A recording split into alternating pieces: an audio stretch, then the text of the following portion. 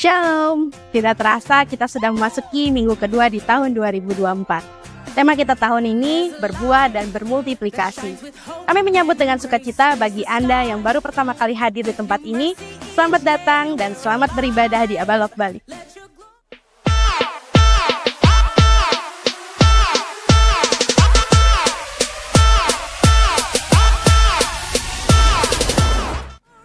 Berikut beberapa informasi ibadah untuk 1 minggu ke depan.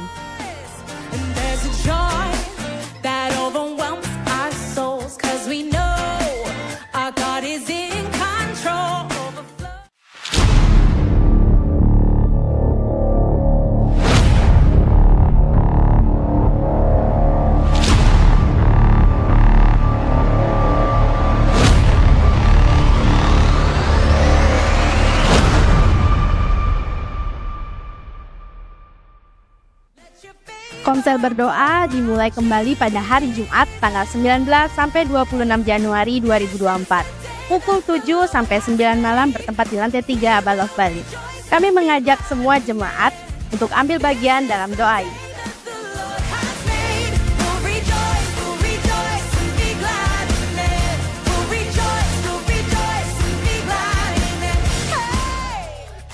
Penyerahan anak akan dilaksanakan pada hari Minggu tanggal 4 Februari 2024 dalam ibadah Youth Pro pada pukul 11 siang. Untuk pendaftaran dapat menghubungi Sekretariat Gereja.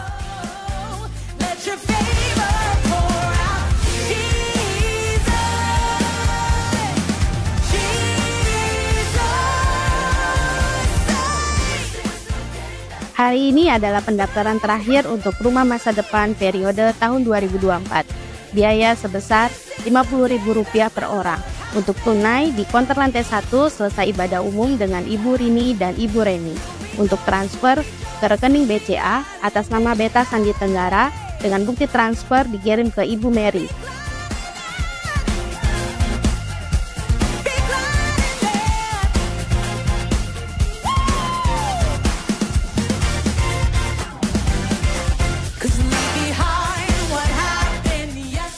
Yohanes 15 ayat 5. Akulah pokok anggur dan kamulah ranting-rantingnya. Barang siapa tinggal di dalam aku dan aku di dalam dia, ia berbuah banyak. Sebab di luar aku kamu tidak dapat berbuat apa-apa. Demikianlah Band News Update minggu ini. Kami mengucapkan selamat berakhir pekan. God bless you all.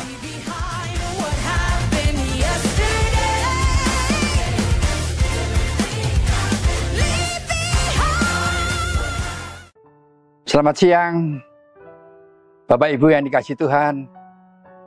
Apa kabar hari ini? Adakah sukacita di dalam kehidupan setiap kita itu masih ada? Ataukah hari ini saudara saya sedikit kekurangan kebahagiaan atau sukacita yang dari Tuhan mulai usang dan mulai hilang dari kehidupan setiap kita? Tentunya bukan itu doa kami. Doa kami tentunya setiap kita hari ini tetap semangat. Sukacita yang datangnya dari Tuhan memberikan ketenangan dalam kehidupan setiap kita orang yang percaya dengan Tuhan. Kenapa demikian? Karena Tuhan menyukai orang yang hari-hari ini penuh dengan sukacita dalam hidup mereka. Yang setiap saat memuji Tuhan, memuliakan akan Tuhan, dan mengagungkan Yesus sebagai Tuhan dalam hidupnya. Terima kasih dalam Tuhan. Biarlah tetap semangat terus membara dalam kehidupan setiap kita. Firman Tuhan yang kita baca di pagi hari memberikan dorongan, memberikan suatu semangat yang baru, sukacita baru yang Tuhan selalu berikan kepada setiap kita orang yang percaya kepada Tuhan. Terima kasih Allah kita, Allah yang luar biasa, yang selalu menopang dalam kehidupan setiap kita waktu demi waktu. Bapak Ibu yang dikasihi Tuhan, tidak terasa kita sudah sekian minggu menikmati tahun yang baru yang Tuhan sudah berikan dan sediakan buat setiap kita. Tentunya di tahun yang baru ini kita semangat dan semakin semangat. Iman kita membara mencintai Tuhan. Nah, Tuhan tidak pernah melupakan saudara dan saya di tahun yang sudah lewat. Cinta Tuhan tidak pernah berubah sedikit pun. Yang berubah adalah cinta setiap kita kepada Tuhan. Rasa rindu kita kepada Tuhan itu berubah. Ya, itu sering terjadi dalam kehidupan setiap kita. Tapi doa dan harapan saya, semakin hari kehidupan setiap kita semangat dan mengandalkan Tuhan di dalam segala perkara. Karena Allah kita berjanji kepada setiap kita bahwa istilahnya Tuhan tidak pernah melupakan saudara dan saya. Berkat perlindungan adalah milik kita. Bukan berarti tidak ada gangguan-gangguan dalam kehidupan setiap kita. Ya. Karena Tuhan tidak pernah berjanji, katanya dalam lagu-lagu mengatakan, Tuhan tidak pernah berjanji bahwa langit itu selalu biru. Tapi Tuhan berjanji kepada setiap kita bahwa orang yang percaya kepada Dia ada penyertaan Tuhan dalam kehidupan setiap kita. Hal yang membanggakan dalam kehidupan setiap kita yang percaya dengan Yesus. Dimanapun kita berada, suasana yang bagaimanapun, Tuhan menyertai kita. Tuhan mendampingi setiap umatnya yang percaya kepada Dia. Saudara yang kasih dalam Tuhan, di tahun yang baru ini, tahun 2024, kita juga memiliki tema-tema khotbah yang luar biasa. Tentunya setiap kita tahu, sejak kita merasakan COVID melanda negeri kita, termasuk gereja menjadi berubah. Segala perkara menjadi berubah total. Kebiasaan hidup yang setiap tahun kita lakukan, kita kerjakan, berubah total. Terima kasih. Kantor-kantor di tempat kerja tutup. Hotel-hotel dan pariwisata tutup sama sekali. Transportasi mulai berkurang. Terima kasih. Swalayan-swalayan tidak semudah sebelumnya. Kesulitan cara-cara yang lama, kita belajar dengan cara yang baru. Terima kasih. Menjadi budaya-budaya yang baru. Bukan hal yang mudah. Terima kasih. Menginjak COVID terjadi, permulaan yang baru itu kita mulai belajar. Menyesuaikan diri dengan keadaan. Ya, cara hidup berubah. Di dalam rumah tangga kita berubah daripada sebelumnya. Kita tidak pernah keluar, kebanyakan kita dalam rumah kita. Di dalam kehidupan tatanan hidup semakin berubah. Itu yang terjadi. Terima kasih. Dalam periode sesudah itu, yaitu hidup dalam kerajaan Allah. Kita harus semakin kuat dalam kerajaan Allah. Terus bergaul dengan Tuhan. Semakin karib dengan Tuhan. Selain menyerahkan diri sepenuhnya hanya kepada Tuhan. Mengizinkan kehendak Allah itu jadi dalam kehidupan setiap kita. Karena kita dalam kondisi was-was setiap saat. Terima kasih. Hati-hati dalam segala perkara yang kita lakukan dan kerjakan. Karena virus menguasai negeri kita. Tuhan tetap menolong kepada kita. Ya, Tuhan izinkan itu terjadi. Tapi puji Tuhan, Tuhan tetap menopang, memberikan kekuatan kepada setiap kita. Apapun boleh terjadi. Bukan berarti Tuhan meninggalkan kita. Bukan berarti Tuhan melupakan saudara dan saya. Tetapi janji Tuhan tetap ada dan menyertai saudara dan saya. Luar biasa. Karena Tuhan kita ada. Saudara yang kasih. Dan semakin kuat, semakin berdampak. Tema yang sudah kita tinggalkan beberapa minggu yang lalu. Saudara yang kasih. Yang menjadi pertanyaan buat setiap kita siang hari ini. Semakin kuat, semakin berdampak. Kuat di bidang apa? Dalam hal yang apa? Yang mana kita menjadi kuat, saudara yang kasih. Dan berdampak. Kepada siapa kita harus berdampak? Dan itu kerinduan daripada Tuhan dalam kehidupan setiap orang yang percaya dengan Tuhan. Bahwa kita harus berdampak dalam hidup ini, saudara yang kasih. Berdampak itu bagian dari buah-buah kehidupan kita. Yang harus kita lakukan, kerjakan dan bagikan kepada orang lain. Sesama umat manusia. Dan hari ini dengan tema tahunan yaitu berbuah dan bermultiplikasi. Kalau saya perhatikan 4 tema yang sudah kita jalani dan akan kita jalani ini tidak terpisahkan antara satu dengan lain. Kita tidak menyadari itu semuanya. Ternyata Tuhan sudah mengatur sedemikian rupa sesuai dengan doa-doa setiap kita, saudara yang kasih. Tema khotbah tahunan seperti mata rantai yang tidak pernah terputus, saudara yang kasih. Yang Tuhan sudah buat sedemikian rupa buat jemaat Abalov ini. Ditata sedemikian seperti tukang bangunan. Dia menata batu bata sedemikian rupa sesuai dengan gambar di mana Allah punya. Diatur sedemikian, dipasang sedemikian rupa. Mungkin tukang sebagian orang akan bingung, nanti gimana jadinya gambar ini? Ya, bentuk belum jelas, tetapi para tukang tetap membangun sesuai dengan rencana-rencana gambar yang sudah ia miliki. Kita sebagai penonton, hanya melihat para tukang itu bekerja. Kita tidak tahu persis bentuk jadinya nanti. Tapi saya percaya tema-tema tahunan diberikan kepada setiap kita orang percaya dengan Tuhan. Nanti kita akan melihat hasil akhir. Dan Tuhan ungkapkan rencana Allah yang benar buat setiap kita orang yang percaya dengan Tuhan. Saudara yang kasih dalam Tuhan, tema-tema ini memang tema yang luar biasa menurut kami. Ini yang Tuhan berikan, yang Tuhan percayakan kepada setiap kita, yang Tuhan percayakan kepada gerejanya. Juga gerejanya melakukan tema-tema ini bagi setiap kita. Jadi saudara yang kasih, apa yang sudah kita lakukan, kerjakan di tahun-tahun sebelumnya, sudah sesuai dengan rencana Allah. Sudah sesuai dengan kehendak dan rencana Allah yang kita lakukan dan kerjakan. Tapi saya percaya, Tuhan punya gambar besar buat saudara dan saya, yang harus kita lakukan dan kerjakan tentunya. Terima kasih. Tadi saya katakan bahwa rencana Allah atau tema-tema khotbah seperti mata rantai yang tidak bisa terpisahkan atau dengan lain. Bahkan sambung menyambung menjadi suatu gambar besar. Dan gambar besar ini ada di tangan Tuhan. Dan gambar besar ini milik Tuhan yang diberikan kepada kita. Yang sudah dipercayakan kepada setiap kita untuk melakukan dan mengerjakannya. Terima kasih, Tuhan kita luar biasa dalam kehidupan setiap kita. Hanya Tuhan yang tahu gambar akhir nanti. Kalau kita sudah melihat gambar akhir yang Tuhan sudah sediakan, saya percaya ada sukacita besar dalam kehidupan saudara dan saya.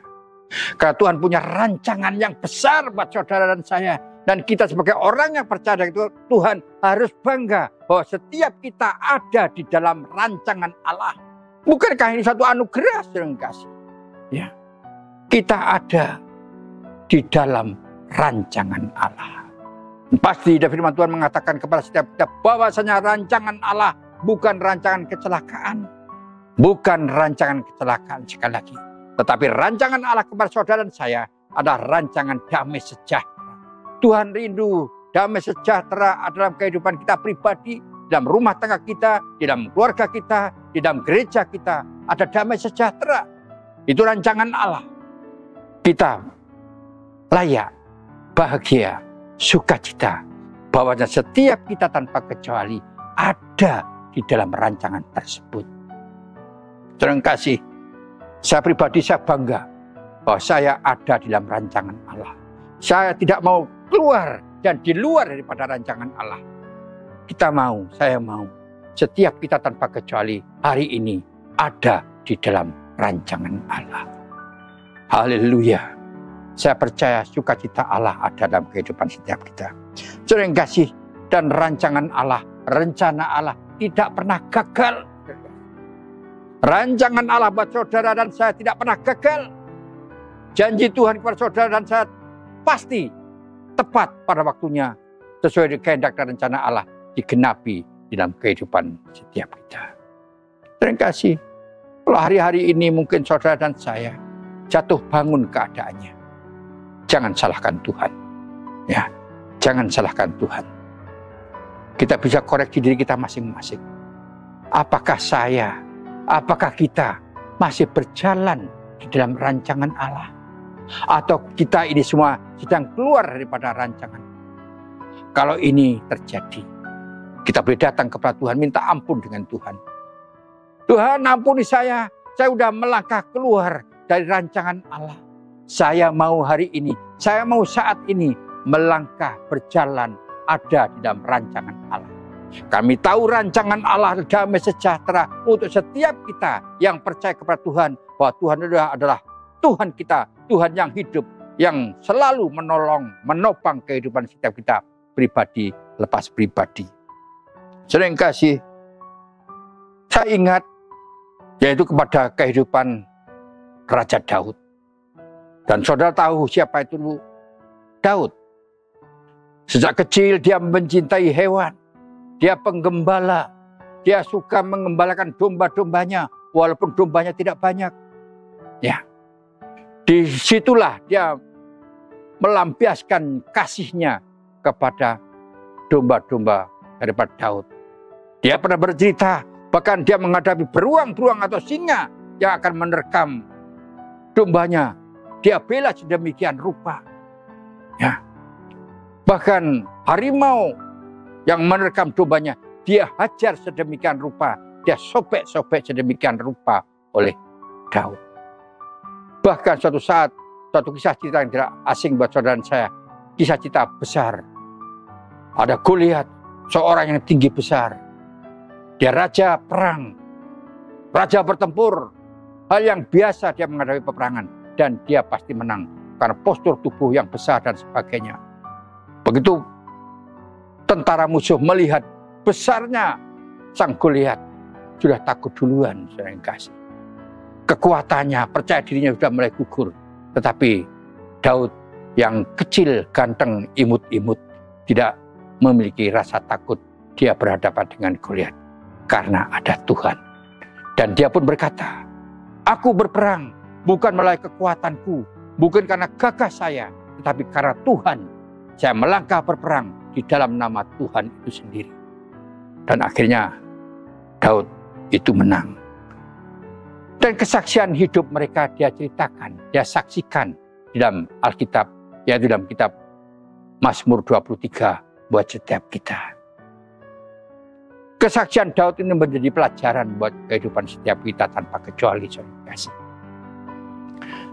Dan renungan atau kisah cerita atau kesaksian dari Daud itu menguatkan umat manusia, orang yang percaya kepada Tuhan, siapapun dia. Orang yang percaya dengan Tuhan, dia katakan, memang Daud itu luar biasa, pemberani, dan orang yang setia kepada Allah. Dia taat akan Allah. Bahkan dia orang yang takut akan Allah. Takut akan Allah berarti dia tidak berani berbuat dosa. Itu arti daripada takut akan Tuhan. Saudara yang kasih. Berarti dia menjaga kekudusan dalam hidup mereka. Ya. Dia menjaga baik-baik iman mereka kepada Allah. Dia tidak mau meninggalkan Allah. Dia tahu siapa itu Allah. Saudara yang kasih. Dia menyaksikan bahwa di dalam Allah, di dalam Tuhan itu ada perlindungan yang luar biasa. Allah sebagai pembela daripada kehidupan Daud di dalam hidup mereka. Orang lain, seseorang tidak bisa membela dia. Tetapi Tuhan Allah yang Daud sembah itu menjadi pembela kehidupannya. Itulah yang disaksikan. Dan Daud rasakan dan disaksikan kepada setiap kita. Di dalam Mazmur 23, di situ menceritakan tentang gembala yang baik. Kenapa? Daud sebagai gembala dia merasakan secara pribadi, bukan kata orang lain.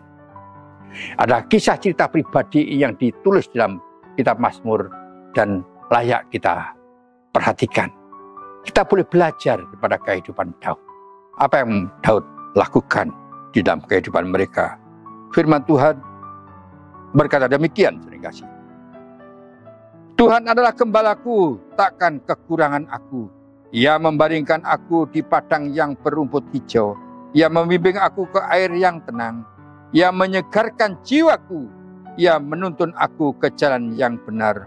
Oleh karena namanya, sekalipun aku berjalan dalam lembah kekelaman, aku tidak takut bahaya, sebab Engkau besertaku.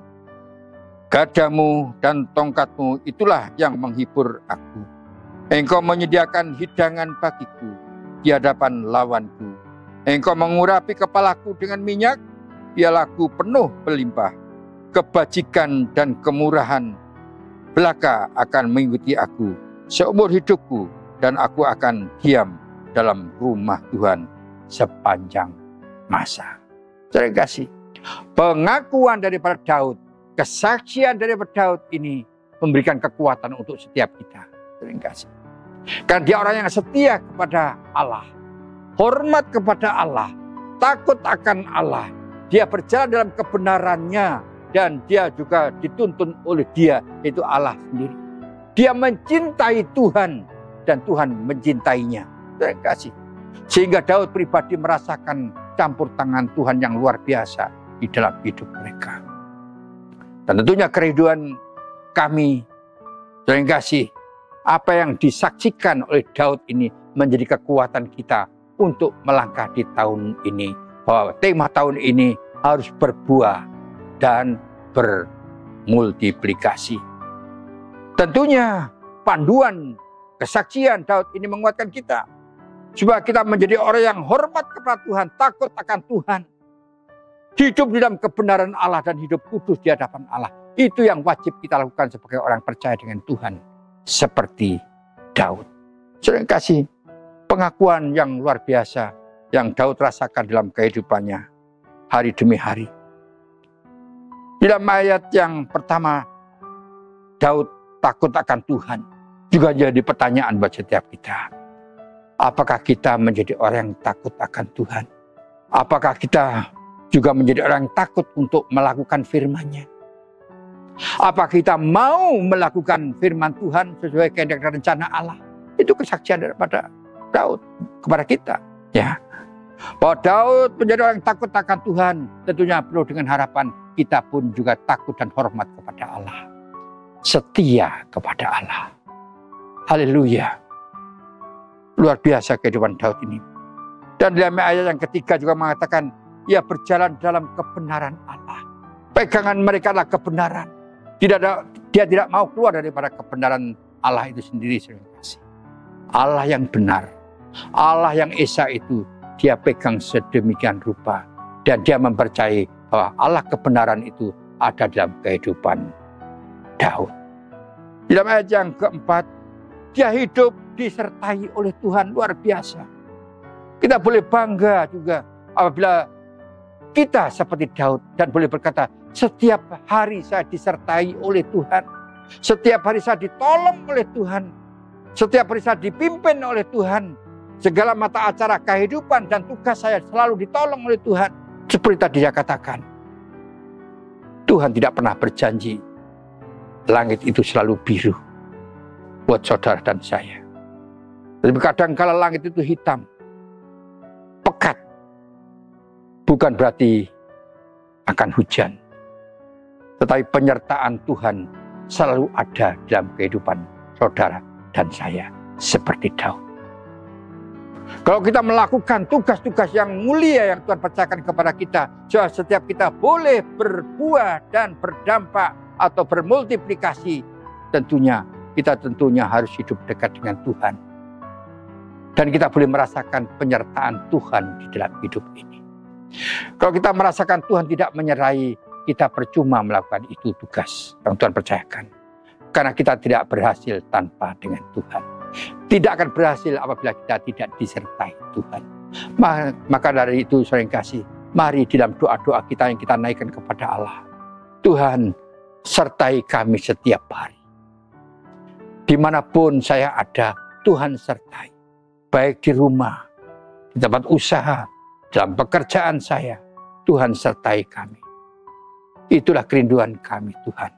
Kalau Engkau ada dalam hidup saya, kalau Engkau ada dalam hati saya, berarti saya harus melakukan yang baik dan benar karena ada Tuhan dalam hidup saya. Maka dari itu, ayo sama-sama kita jaga hati kita. Kita jaga pikiran kita. Kalau kita memiliki pikiran yang buruk, pikiran buruk itu sendiri akan menodai kehidupan kita dan menjerumuskan kita. Mari kita punya pikiran yang baik, pikiran yang benar, pikiran dari Tuhan. Dia hidup disertai Tuhan. Sehingga Daud dalam setiap langkahnya diberkati oleh Tuhan. Ada damai sejahteranya. Kerajaannya semakin hari semakin besar. Kepercayaan negara lain semakin hari semakin besar. Dan pemersatu bangsa dalam kehidupannya.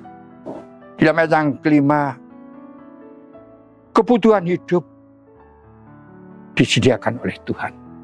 Yang berarti kita tidak boleh khawatir. Dan menghadapi kehidupan ini kita tidak perlu khawatir, saudara kasih. Kenapa? Karena ada Tuhan. Kalau kita tidak disertai oleh Tuhan, ya lumrah kekhawatiran ada pada kita. Kekhawatiran adalah kebencian Tuhan. Kalau kita khawatir, sama halnya kita ngomong sama Tuhan bahwa Tuhan tidak memberkati, bahwa Tuhan tidak menyertai, bahwa Tuhan tidak menyediakan berkat buat saya, bahwa Tuhan tidak melindungi setiap kita. Kalau kekhawatiran itu ada pada saya. Dalam kehidupan Daud, kekhawatiran itu sirna dari hidup mereka. Karena dia mempercayai sepenuhnya 100% hanya kepada Tuhan. Bahwasanya Tuhan, iya dan amin, selalu menyertai, memberkati di dalam segala perkara. Terima kasih. Kebutuhan adalah jaminan yang dibutuhkan oleh Daud. Bukankah saudara dan saya juga membutuhkan jaminan? Kadang-kala kita bekerja banting tulang untuk kebutuhan jaminan hidup pribadi maupun keluarga. Kadang-kala bahkan kita mengesampingkan Tuhan karena hari Minggu kita tidak bisa ibadah, karena hari Minggu tokonya ramai. Kejar setoran. Kita tidak punya iman bahwa hari Senin berkatnya bisa 2 kali lipat daripada hari Minggu. Dia tetap mempercayai hari Minggu itu ramai, usahanya berhasil, usahanya meningkat dan sebagainya, sehingga dia tidak mau hari Minggu itu ibadah. Tidak berani mengambil keputusan, saya hari Minggu ibadah. Maka siapa yang mengutamakan Tuhan, dia juga akan diutamakan oleh Tuhan. Tuhan bisa memerintahkan berkat hari Senin, Selasa, dan selanjutnya. Berani berkorban kepada Tuhan. Segala perkara, rezeki, berkat sudah disediakan kepada orang yang percaya kepada Tuhan. Yang menjadi pertanyaan, kita percaya atau tidak kepada janji Tuhan? Apakah hidup kita penuh dengan kekhawatiran setiap hari? Sehingga kita kurang tidur, kurang istirahat karena khawatir. Khawatir kebutuhan, keperluan yang ini, itu, yang ini, dan itu, dan sebagainya. Kekhawatiran melanda hidup kita. Jelas itu iblis bekerja dalam kehidupan setiap kita. Karena iblis mengganggu kepada orang-orang percaya dengan hati mereka. Kekhawatiran, ketakutan hidup, macam-macam masuk ke telinga kita. Dan kita tidak berani menengking bahwasanya segala perkara yang negatif, ketidakpercayaan, kekhawatiran itu sirna daripada kehidupan kita. Kita tidak berani mengusir itu. Yang seharusnya kita mengambil sikap, kita tengking itu di dalam nama Yesus. Kekhawatiran itu sirna dari hidup saya. Saya tetap bergantung hanya kepada Tuhan. Saya berpegang kepada janji Tuhan. Saya berpegang kepada janji Allah. Karena saya tahu janji Allah itu iya dan amin. Terima kasih. Di dalam ayat yang ke-6, kebajikan dan kemurahan akan mengikuti aku. Luar biasa, terima kasih. Semuanya itu akan mengikuti Daud dari belakang. Tidak ada mengikuti itu dari depan, terima kasih. Berarti di belakang Daud, yaitu ada berkat, ada kebajikan, ada janji Tuhan. Semua ada dalam hidup mereka. Berkat sebagai orang yang percaya dengan Tuhan, yang selalu hidup dalam kebenaran Allah, yang selalu mengandalkan Tuhan, yang selalu percaya dan beriman bahwa Allah yang luar biasa itu ada dalam hidup mereka. Saya percaya berkat Allah itu mengalir dalam kehidupan setiap kita. Terima kasih. Ayo, hidup kita semuanya tanpa kecuali yang ada pada kita saat ini, setiap pribadi, ayo kita belajar takut akan Tuhan. Takut jauh dari Tuhan. Hidup dekat dengan Allah seperti Daud. Hidup karib dengan Tuhan. Menghadirkan Tuhan di dalam hidup mereka setiap saat. Menghadirkan Tuhan dan firman-Nya ada dalam kehidupan setiap kita. Maka dari itu saya percaya firman Allah yang kita baca setiap saat itu menguatkan setiap kita. Jangan sampai firman Tuhan itu bolong-bolong yang kita lakukan. Terima kasih. Firman adalah Allah itu sendiri. Kalau kita meninggalkan firman-Nya, berarti kita meninggalkan akan Tuhan. Kalau kita meninggalkan Tuhan, berkat itu jauh daripada kehidupan kita. Yang muncul adalah kekhawatiran hidup. Itu ada pada setiap kita tanpa kecuali. Terima kasih. Mari kita tetap bertumbuh dalam iman kita kepada Tuhan. Ya, sehingga kehidupan setiap kita bisa bermultiplikasi. Hari ini saudara yang kasih, kami membagikan sebagai acuan, ya, sebagai garis besar yang bisa kita bagikan kepada setiap kita. Nanti Februari sampai selanjutnya baru dijelaskan, dipecah, dibagikan, ya, sehingga kami ingin rindu setiap kita mendapatkan berkat, sehingga kehidupan setiap pribadi Jemaat Abaloh itu bertumbuh jasmani, bertumbuh secara rohani, berpegang kepada janji Allah, mengagungkan dan menomorsatukan Tuhan di dalam hidup kita. Lagi supaya di tahun ini hidup kita bertumbuh. Seperti ya banyak orang mengatakan seperti tanaman-tanaman kita bertumbuh. Hari ini kita mempersiapkan dirinya. Ya, kalau kita sebagai tanaman yang akan ditanam, kita mempersiapkan tanah di mana kita akan tumbuh, di mana kita akan ditanam. Sudahkah ada pupuk-pupuk dan sebagainya di dalam tanah di mana kita akan tumbuh nanti? Kita mempersiapkan diri kita masing-masing. Kita rindu, kita tumbuh nanti di tahun ini. Dan tanaman itu bisa tumbuh dengan segar karena kita sudah mempersiapkan baik-baik. Jangan sampai nanti begitu tumbuh ada angin dan kita akan tumbang. Bukan itu doa kami dan bukan itu harapan kami. Saat kita mulai bertumbuh nanti, bila ada angin, tofan, badai mungkin menerpa kita, tanaman kita, tubuh kita, hidup kita tetap berdiri tegak. Dan pada saat tertentu, tanaman itu akan berbuah. Yang dimaksud adalah bermultiplikasi. Kalau itu buah itu membawa biji-bijian, bijian akan ditanam. Dalam akan tumbuh dan berbuah dan berbuah dan berbuah sampai sepanjang masa. Mari saudara yang kasih, hari-hari ini sesuai dengan renungan hari ini, seperti Daud kita lakukan. Dan firman Tuhan juga dalam kitab Lukas 10, 25, 27 yang mengatakan bahwasanya setiap kita tanpa kecuali harus mengasihi Tuhan Allahmu, kata firman Tuhan. Terima kasih. Dengan segenap hatimu, dengan segenap jiwamu, dan segenap kekuatanmu. Terima kasih. Ya, dan dengan segenap akal budimu, juga kasih sesamamu manusia seperti dirimu sendiri. Mari sama-sama kita mencintai Tuhan yang keluar dari dasar hati kita dan mengakui, Tuhan, saya mengasihimu. Kami menghormatimu Tuhan. Kami takut akan Engkau. Haleluya. Amin.